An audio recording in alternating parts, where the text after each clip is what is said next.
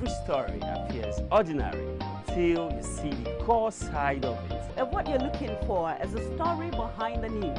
We bring it to you from Lagos, the commercial capital of Nigeria. Giving you all sides and political stories round the clock. Every detail from the start line to the final whistle. CoreTv News, expanding your view.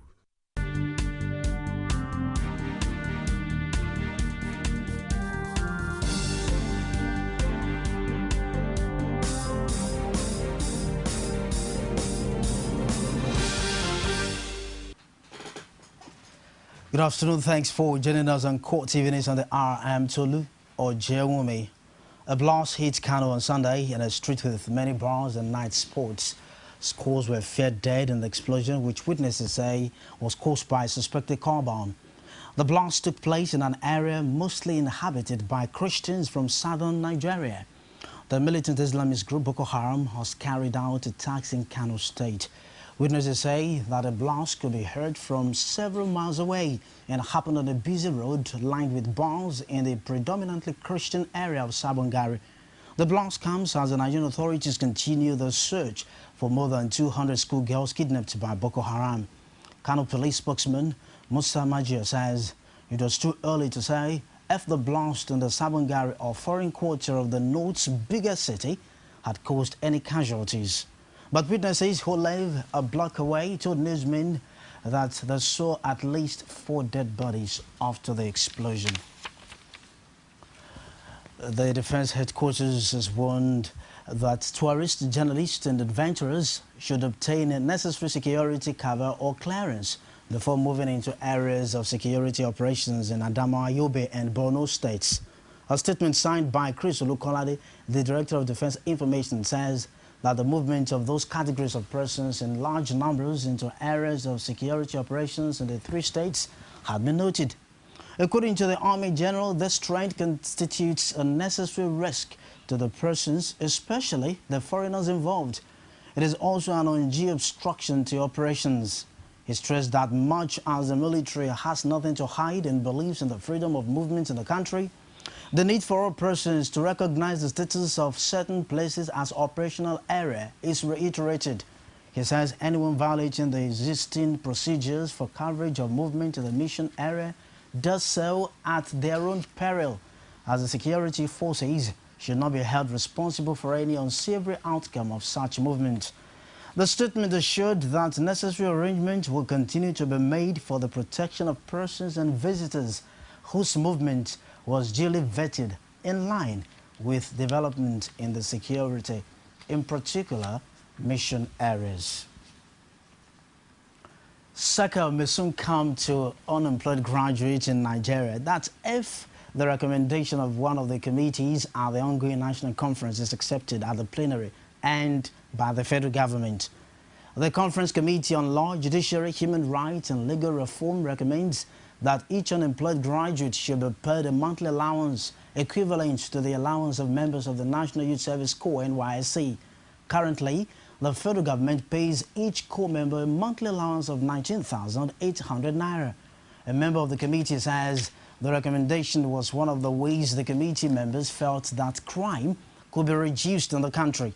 Apart from that, the source says the members felt that the action would force the federal government to be alive to its responsibility of providing welfare to its citizens. The committee member, who preferred anonymity, says the recommendation is one way of finding solutions to the rising wave of crime in the country and to also force the government to do the needful for the increasing number of unemployed graduates in the country. Meanwhile, after 3 weeks of intensive committee work, the plenary session of the National Conference resumes today in Abuja with commencement of the consideration of reports of the 20 committees assigned to handle critical national issues. A Sentinel reconnaissance aircraft from the British Royal Air Force has flown to support the international search for more than 200 kidnapped schoolgirls missing in Nigeria. The aircraft is equipped with a suite of intelligence gathering and surveillance equipment. The state-of-the-art surveillance jet will operate from Accra in Ghana and will join United States aircraft in attempting to locate the girls seized from the school dormitory in Chibok. There have been positive reactions to the willingness of the international community's involvement in ending the terror unleashed by Boko Haram in the northeast. Well, the Sentinel's a highly capable and adaptable platform. It's been proven in many theatres so far since 2008. And like many in the public who've seen what's happened in Nigeria, we find it abhorrent. So if we can go and help find those children and return to the parents, then for us it's a good job.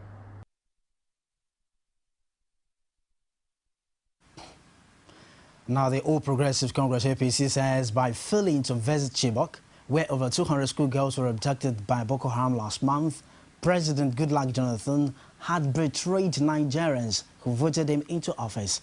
The party says the cancellation of the allegedly planned presidential visit to Chibok was indicative of the Jonathan administration policy flip-flop in the fight against Boko Haram.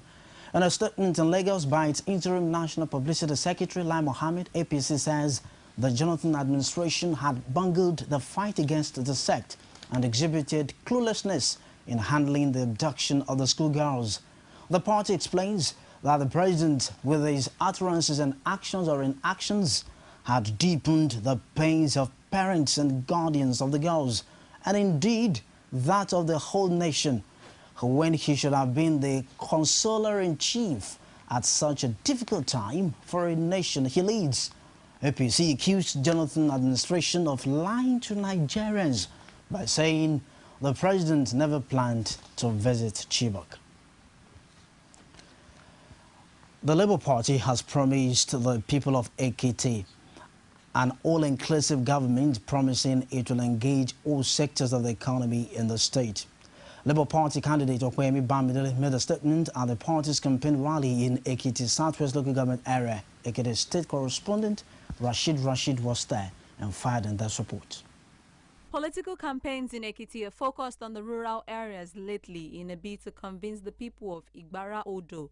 Labour Party candidate Okwemi Bamidele says traditional institutions will be given their place of pride if elected. Our traditional rulers will be relevant in the scheme of things in this state. They will be relevant in the scheme of governance. There is no way we can run an inclusive government without really relating with our traditional rulers. And that's why I'm trying to again reassure you that they will matter and their opinions will matter to us. Bamidele says the party have plans to integrate the rural areas into the developmental strategies it has articulated. Most of the people who are educated, they are knowledgeable, they know what they want. That's why we have to extend all developmental projects and infrastructure development to all the villages and rural areas.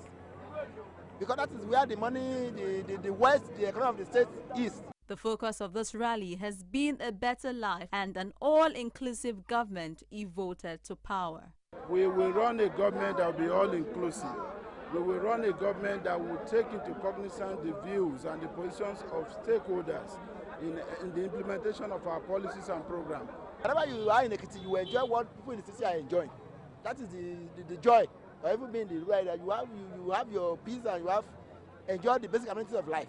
We are going to do it, and our government will be a model. You will be surprised. Rural communities and farm settlements are said to turn out large amounts of votes in elections.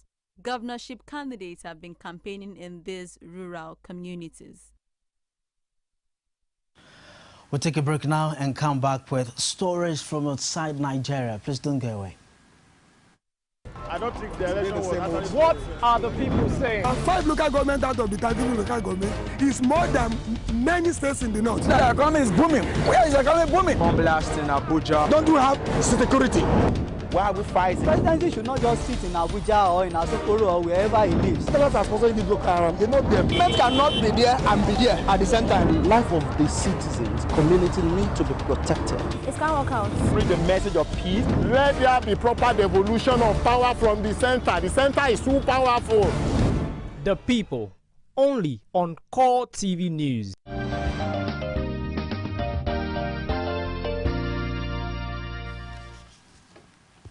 Thanks for staying with us. You're still watching CoreTv News on the hour. For more information on our news and other programs, please visit us on Facebook page, facebook.com/CoreTv News. You can also follow us on Twitter. Our Twitter handle is @CoreTV News NG.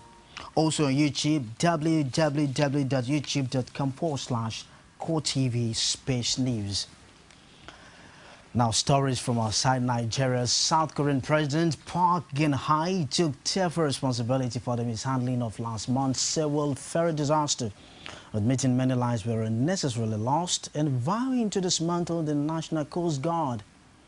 She says the ultimate responsibility for the poor response to the accident lies with her in a televised address to the nation, during which she openly wept and twice bowed deeply in a display of contrition. Park's popularity ratings have been hammered by the April 16 disaster that claimed around 300 lives, most of them children. She has voiced regret several times, but Monday's address was the first time she has explicitly accepted direct responsibility for what has become a defining moment of her presidency. She says, as a president responsible for the lives and safety of South Koreans, she offers sincere apology for all the sufferings. Prime Minister Chan Hong-wan resigned last month over the disaster, and while there have been few calls for Park to step down, she has been criticized for not displaying enough sympathy or remorse. Towards the end of her 30-minute address, Park's voice choked with emotion and tears ran down her face as she described the heroic actions of some of the victims who died trying to save others. She highlighted the failure of the Coast Guard's immediate response to the tragedy and acknowledged the complaints of the victims' relatives that many more lives might have been saved. The 6,825-ton Sewol was carrying 476 people when it capsized and sank off the southern coast on the 16th of April. We'll say a big thank you to you for watching. That's how much we can take for this hour. I'm Tolu Ojeomi. Good afternoon. See you again very soon.